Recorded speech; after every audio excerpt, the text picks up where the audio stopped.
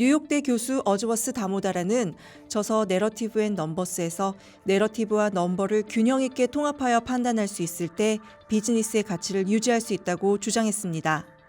기업을 성공으로 이끄는 가능성의 숫자와 그 숫자 너머 기업의 감춰진 내재적 가치를 전달하는 이야기, 이 둘의 힘의 균형을 말하는 것인데요. 너무나 당연한 생각임에도 그의 책이 베스트셀러가 된 것은 그만큼 그게 쉽지 않기 때문일 것입니다. 에너지 분야만큼 내러티브와 넘버 사이에서 균형을 찾기 어려운 분야도 드뭅니다. 그 둘이 충돌하는 대표적 에너지가 바로 수소인데요. 우주에서 가장 풍부한 물질이면서 물을 사용해 에너지를 만든다는 수소의 이야기는 미래 에너지가 전할 수 있는 최상의 스토리입니다. 그러나 아무리 깨끗하고 청정한 스토리를 가졌다 하더라도 기존 에너지원 대비 적은 에너지를 생산한다면 매력도는 떨어지기 마련인데요. 사실 수소가 제시하는 숫자들은 아직 매력적이라고 할 수 없습니다. 무엇보다 수소 생산이 쉽지 않기 때문인데요. 그렇다고 오늘의 숫자로 미래 수소 가치를 예단할 수는 없습니다. 바로 이 지점에서 수소에 대한 고민이 발생합니다. 가능성의 수치와 신에너지원으로서의 가치가 충돌하는 것입니다.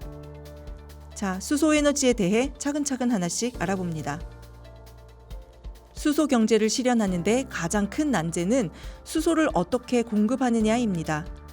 수소는 우주에서 가장 흔한 물질이지만 지구상에서 단일 수소 원소 형태로 거의 존재하지 않는데요. 주로 물, 천연가스, 암모니아와 같은 화합물로 발견되기 때문에 순수한 수소를 추출해서 생산하는 것이 매우 어려운 일입니다.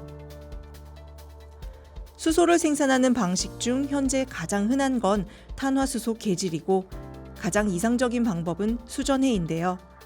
탄화수소 계질은 말 그대로 천연가스, 석탄 등과 같은 탄화수소에서 수소를 추출하는 방식입니다.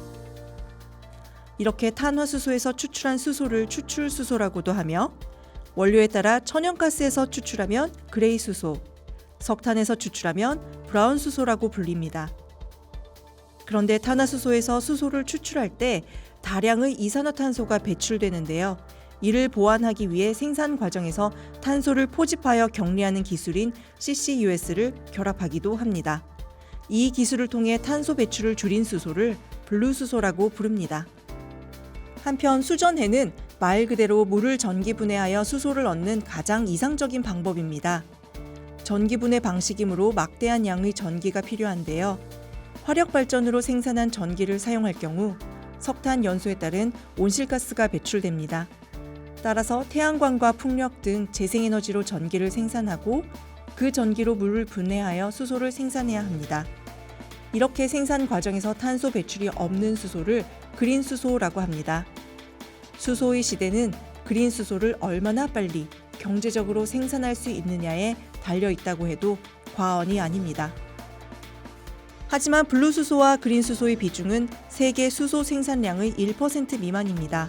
재생에너지는 단기간에 생산량을 늘릴 수 없기 때문에 이 숫자는 당분간 크게 늘어나기 어려워 보입니다. 수치상으로 보면 수소가 제시하는 생산량 등의 숫자는 실로 냉혹합니다. 그러나 지금 에너지 분야에서 나타나고 있는 내러티브에도 주목할 필요가 있습니다. 현재 신재생 에너지에 대한 인류의 관심은 최고조에 이르고 있고 인재와 자본이 몰리고 있습니다. 특정 산업의 미래를 판단할 때 그 분야로 인재와 자본이 몰리고 있는지 살펴봐야 하는데 지금의 내러티브는 화석 연료가 아닌 새로운 에너지를 향하고 있습니다. 이러한 흐름이 신재생 에너지 분야에서 어떠한 혁신과 진보를 이루어낼지는 현재 정확하게 알 수는 없지만 과학과 기술은 항상 놀라운 성과물을 내놨다는 점에서 신재생 에너지를 지금의 숫자로 판단할 수만은 없습니다. 현재 기후변화 대처의 최우선 과제는 탄소 배출이 가장 많은 석탄 화력 발전을 다른 에너지로 대체하는 것입니다. 에너지 전환의 시작점에서 우리가 간과하지 말아야 할 것은 기후변화 대처라는 인류의 과제를 직시하고 새로운 에너지원의 스토리에 들뜨지 않으며 현재 나타나는 숫자에 실망하지 않는 것입니다.